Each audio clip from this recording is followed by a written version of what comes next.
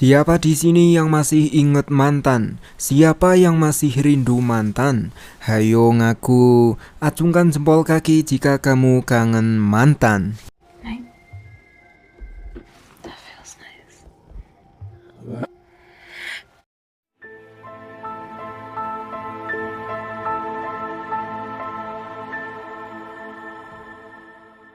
Berlatar di Seattle, Washington, Amerika Serikat, cerita pun difokuskan kepada sejoli yang sedang menjalin asmara. Tapi sayangnya hubungan mereka tak bertahan lama, sehingga hubungan mereka pun kandas. 1 bulan kemudian, kita pun difokuskan dengan pria yang baru aja putus barusan. Ia adalah Hardin Scott. Lalu kita pun diperkenalkan dengan cewek barusan. Ia bernama Tessa. Ia kini magang di perusahaan Vance Publishing. Di situ ia pun memaki seorang editorial asisten karena dia tidak mau mengendek lift. Dia bernama Trevor. Lalu sampailah mereka di lantai atas mereka bekerja. Tessa pun ketemu dengan sahabatnya yang bernama Kimberly. Kimberly pun langsung menunjukkan tempat kerjanya Tessa. I apologize for the mess. We've been short on interns lately and we're a bit backlogged. Vance has this small problem hearing them after a day. But that's not... Lalu beberapa jam kemudian, Tessa udah kerja keras karena dia ditempatkan di bagian editorial intern. Ia pun ketiduran dan hampir ngiler di meja kerjanya. Bangun-bangun udah ada bos Vance di depannya. Beruntung Tessa tidak dipecat. Yeah, it is. She has a really original voice. It's a lot like an early Margaret Atwood. The edible woman surfacing. I'm coming down now. Everything's coming with me. Lalu kita pun beralih ke Hardin yang akan menato tangannya. Sedangkan Tessa diajak pesta kecil-kecilan oleh bos. Bos menyuruh Kimberly istirahat bareng Tessa. Di situ Kimberly bercerita kalau Kimberly punya hubungan spesial dengan Pak Bos Vance. Vance and I are more than coworkers. Oh, it was strictly a work thing for... Hardin sendiri sudah selesai menerapkan tato di lengannya. Ia merasa cool dan gagah ora umum. Lalu kembali ke Tessa yang jadi pusat perhatian karena ia terlihat menawan dan memanjakan mata. Lalu di tengah jedak-jeduk, Tessa jadi akrab dengan Trevor. Tapi tiba-tiba ada orang Thailand yang menawari mereka minum. Beruntung Trevor paham bahasa Thailand. Orang itu menyuruh mereka berdua untuk minum jus bareng dengannya. Tapi tak lama kemudian, Trevor dan Tessa pun jadi mabuk.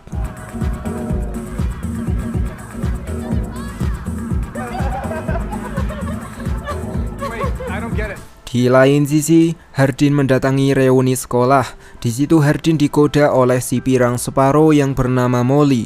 Tapi Hardin tidak semurah itu. Yeah, but you like it when I'm bad. You know you miss me. Now get the fuck off me.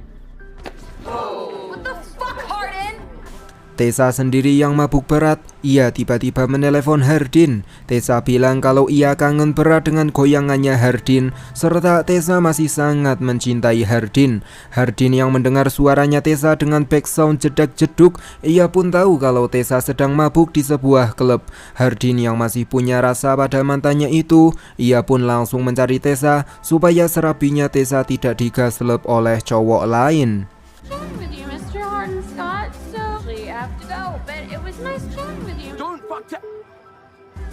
Tessa sendiri malah ngajak Trevor nginep bareng di hotel. Trevor pun tidak bisa menolak cewek bulen kayak Tessa. Lalu mereka pun udah berduaan di hotel dalam keadaan mabuk. Mereka pun ngobrol ngalur ngidul ngetan ngulon. Dan secara tidak sengaja Tessa mengotori bajunya Trevor.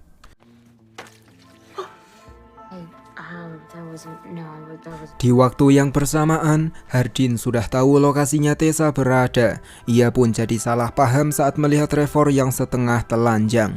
Hardin tidak tahu kalau Trevor sedang mencuci kelambinya dewek. Stop! Look, Harden, I think this is a Fuck off. Lalu setelah Trevor lunga, Tessa menyuruh Hardin menetap. Awalnya Hardin gak mau karena Tessa sedang mabuk, tapi Hardin pun juga rindu goyangan mantan. Ia pun jadi menikmati apa yang Tessa lakukan. Lalu di pagi harinya Tessa sudah benar-benar tersadar. Ia langsung akan berangkat ke kantor. Hardin pun menyuruh Tessa untuk ke lounge lagi, tapi Tessa menegaskan kalau di antara mereka udah nggak ada hubungan apapun. Serta Tessa juga keceplosan soal Tessa yang udah nyium cowok di klub. Seketika Hardin pun membalas. Hardin bilang kalau ia juga sudah bergonjang-ganjing mulut dengan Molly.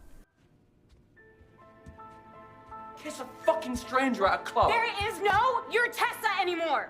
Yeah, well, when you're kissing that guy, I was fucking Molly. Bertemulah Tessa dengan Trevor. Tessa meminta maaf karena Hardin semalam udah gak sopan dengan Trevor. Trevor pun tidak mempermasalahkan hal tersebut. Terlebih lagi Trevor udah kenal Hardin. Dulunya Hardin juga kerja di Vans. Ia di posisi sama dengan Tessa saat ini. Tapi bohong. Hardin sendiri kini tak sengaja ketemu Joko tanpa Wi. Hardin bilang kalau dia sudah tak sengaja bohong kepada Tessa. Saat Tessa bilang kalau dia udah ciuman dengan cowok di klub, Hardin kepancing emosi dan bilang kalau dia udah ciuman dengan Molly. Padahal nyatanya Hardin gak doyan Molly sama sekali. And I told her how stupid that was. Yeah. Oh, fuck this. So you're just gonna run away like you do from everything, right? What? London. Lalu kembali ke Tessa yang rupanya masih sayang banget dengan Hardin. Tapi ia menyembunyikan perasaannya. Dan secara tiba-tiba Joko mengabari kalau Hardin gak nyium Molly. Lalu datanglah Trevor yang ngasih kado karena besok Tessa ultah. birthday. It's your birthday, right? Tomorrow. I'm for break, so just want to say happy holiday. I made you something. Kemudian sampailah Tessa di rumahnya Hardin. Di situ Tessa mengenang saat dirinya masih berhubungan dengan Hardin. Secara tiba-tiba Hardin pulang dengan cewek. Hardin juga bilang kalau dia sering mandi dengan cewek itu saat kecil. Seketika Tessa pun akan melabrak Hardin, tapi ternyata itu adalah ibunya Hardin. Pantas saja Hardin sering atos bareng dengannya dulu sewaktu Hardin masih bayi.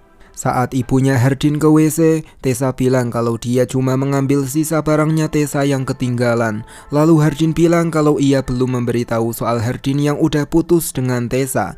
Hardin harap Tessa mau berpura-pura jadi pacarnya Hardin supaya ibunya Hardin gak sedih. Tessa pun mau. Said it's fine, I'll play along. Thank you, Tessa. Thank you so much. Thanks for the Lalu setelah ibunya Hardin udah selesai ngising, ia tahu kalau besok adalah ultahnya Tessa. Untuk itulah ia menyuruh Tessa untuk tinggal di rumahnya Hardin malam ini. Cool. I know I'm biased because I'm his mum, but isn't that just the cutest little bum you've Oh ever my god, Mum, please. Oh, It's a pretty Malam harinya emaknya Hardin malah nyuruh mereka sekamar. Tessa dan Hardin pun terpaksa tidur sekamar. Hardin pun akan tidur di sofa, tapi Tessa nyuruh Hardin turun di kasur. Awalnya mereka kedinginan dan mereka saling mendekat satu sama lain. Tapi karena sama-sama butuh, goyangan mantan pun kembali terjadi. I'm gonna leave. Okay. Thank you for staying tonight. Lalu di pagi harinya Tessa udah sampai di depan rumah. Tiba-tiba ayahnya Tessa mengunjungi Tessa. Ayahnya Tessa sudah bilang kepada ibunya kalau Hardin adalah pacarnya Tessa. Ibunya Tessa juga menelepon. Ia memarahi Tessa karena berhubungan dengan Hardin. Ibunya Tessa sudah tahu sifatnya Hardin yang gak jelas, dan ibunya Tessa tidak setuju jika Tessa punya hubungan dengan Hardin. Meskipun janda muda alias ibunya Tessa tidak setuju dengan Hardin, tapi sorenya Tessa datang ke rumahnya Hardin dan ia juga tidur bareng Hardin. Saat Hardin akan masuk fase deep sleep, Hardin malah mimpi ayahnya yang sedang menyiksa ibunya.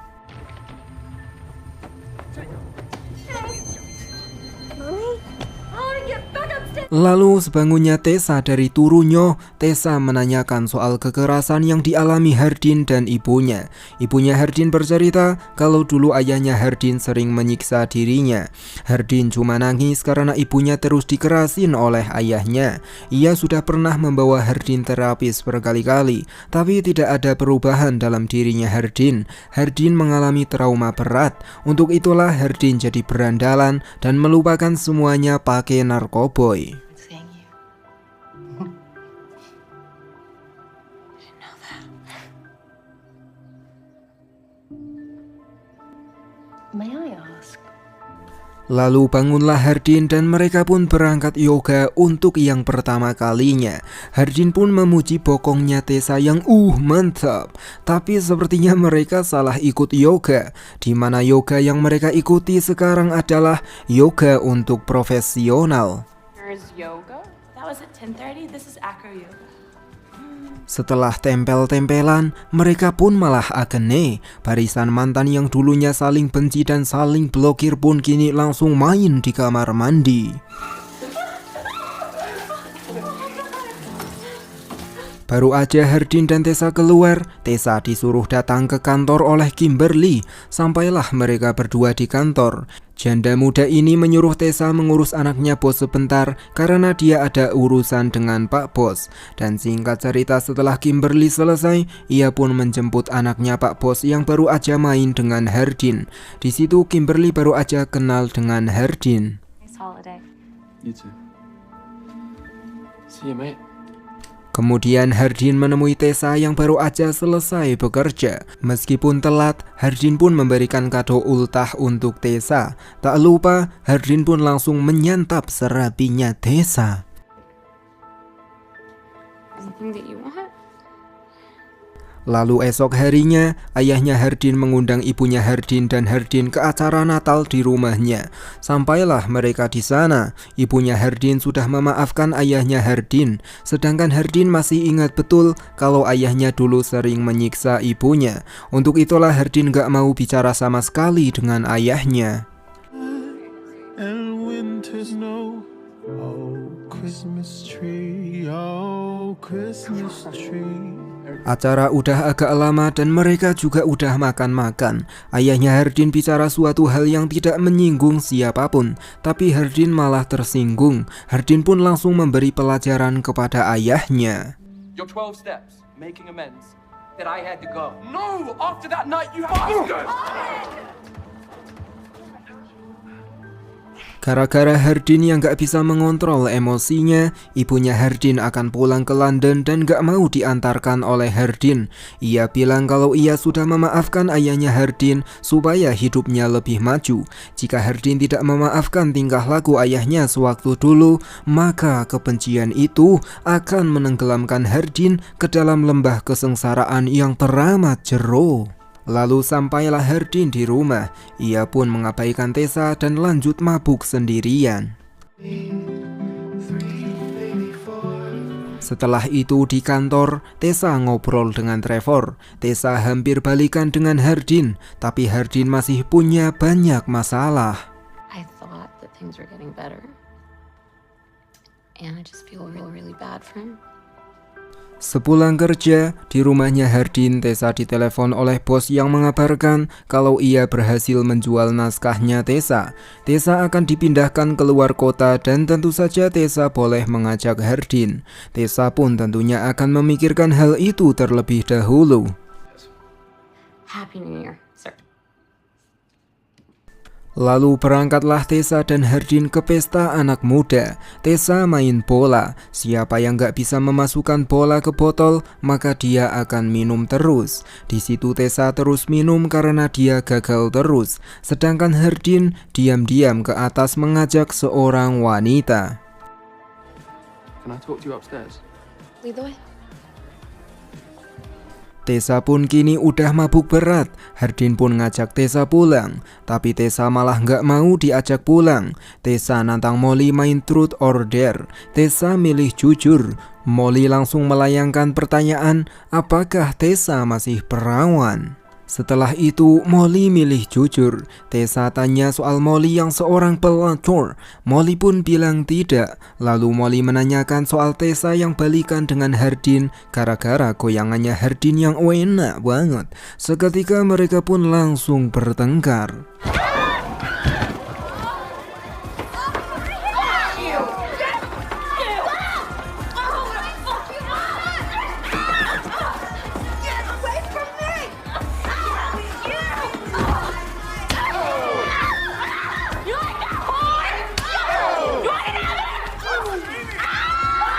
Hardin pun langsung membawa Tessa ke kamar, dan bertepatan dengan pergantian malam tahun baru, Hardin keluar di dalam anunya Tessa. Setelah itu Tessa pun ke WC. Hardin membaca pesan dari Trevor di ponselnya Tessa. Trevor mengucapkan selamat tahun baru, dan Trevor tak sabar menghabiskan waktu bareng Tessa di Seattle tahun depan. Tessa pun langsung mengejar Hardin, tapi seorang wanita berkata kalau ia tidak akan melupakan soal ciuman itu. Seketika Tessa pun pergi sambil nyium cowok lain. Hey. Just hear me out. Hey. What the fuck? Hey! She kissed me. Fuck off, Tessa! Hardin pun langsung marah-marah karena tadi Tessa udah nyium cowok di depannya. Hardin menjelaskan kalau wanita tadi pakai kata kiasan doang. Hardin hanya berkonsultasi kepadanya supaya Hardin bisa mengerti Tessa. Tapi sayangnya Tessa belum percaya. You're never gonna trust me. Trust you. You think that I should trust you? Yes. Lalu di pagi harinya, Hardin minta tolong ngecas HP. Kebetulan di mobil ada cas, jadi sekalian Hardin numpang mobil wanita itu. Hardin akan OTW untuk menjelaskan kepada Tessa yang pasti udah sadar dari mabuknya. Tapi saat Hardin menelepon Tessa, dan Tessa akan mengangkat telepon dari Hardin,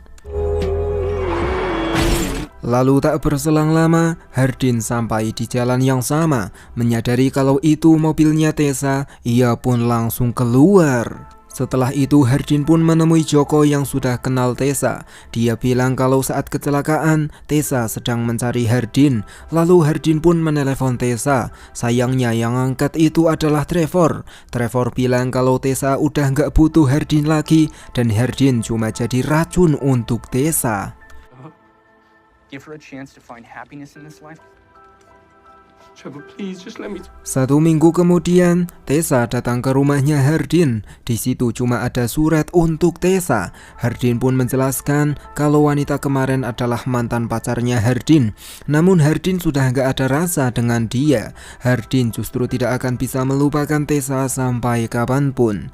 Hardin sadar diri kalau ia terlalu buruk untuk Tessa. Untuk itulah kini Hardin sudah pindah ke London. Tessa yang udah membaca pesan itu pun jadi sedih. Ia mulai merindukan Hardin, tapi sayangnya ponselnya Hardin sudah pecah. Hardin sendiri kini sedang diceramahi oleh ibunya. Hardin pasti bisa memaafkan ayahnya. Lalu ibunya pun bercerita kalau ia sudah punya hubungan dengan duda sebelah. Ibunya pengen Hardin bahagia, untuk itulah ia menyuruh Hardin untuk mengejar Tessa. The only person who will punish him. So you think it's fair that he gets to live in that big van? Dan di esok harinya di kantor Vance, bos sedang mengadakan acara. Secara terang-terangan di hadapan karyawan, bos melamar Kimberly. Parties are kind of sad, and he's got a point. Smith and I were talking the other day, and he said, Dad, Trevor sendiri meminta maaf kepada Tessa karena pada saat Hardin menelepon Tessa, Trevor menyuruh Hardin untuk enyah dari kehidupannya Tessa. Trevor merasa sudah keterlaluan pada waktu itu. Tessa yang mendengar itu, ia pun jadi tahu kalau kepergiannya Hardin diakibatkan rasa kecemburuan. What? In retrospect, I do realize that was over the line, and I do realize that I let my emotions get the best of me, and I'm sorry. Lalu secara tiba-tiba saat Tessa mendongak ke atas, udah ada Hardin. Tessa pun langsung menghindari Hardin. Saat Hardin berpikir kalau dia sudah kehilangan Tessa, ternyata Tessa cuma ngeprank. Tessa pun datang dari belakang dan langsung ngajak Hardin ke suatu tempat.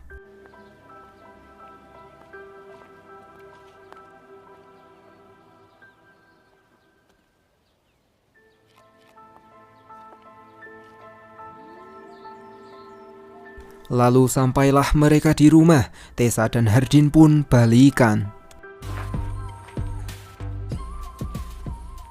And who knows? Maybe there is a happy ending for us after all.